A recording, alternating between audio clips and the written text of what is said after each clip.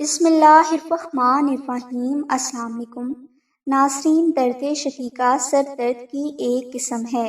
یہ درد سر کے کسی بھی حصے میں ہو سکتا ہے۔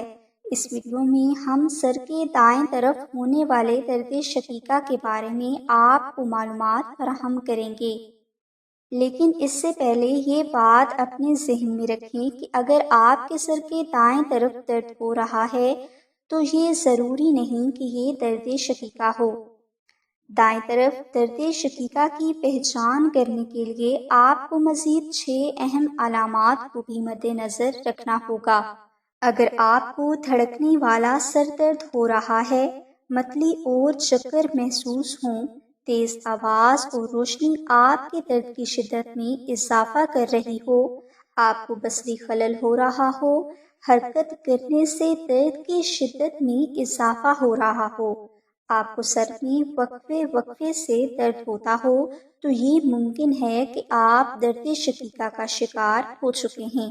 ماہرین کے مطابق دائیں طرف کا درد شقیقہ کی وجہ دماغ میں خون کی نالیوں کا پھیلاؤ یا سکڑاؤ ہو سکتا ہے۔ اس کے علاوہ اگر دماغ کے دائیں طرف خون کی شریانوں میں خون کا بہاؤ صحیح نہ ہو تو بھی دائیں طرف درد شقیقہ کا آغاز ہو سکتا ہے۔ دماغ کی شریانوں اور اعصاب میں عارضی پرابلم آنے کی وجہ نیند کی کمی، ڈپریشن، تناؤ، ناقص غذا اور بہت زیادہ آرام کرنے کی عادت ہو سکتی ہے۔ دنیا میں بے شمار بیماریاں لا علاج ہیں اور ہر لا علاج بیماری کو کنٹرول میں کرنا مریض کے اپنے ہاتھ میں ہوتا ہے۔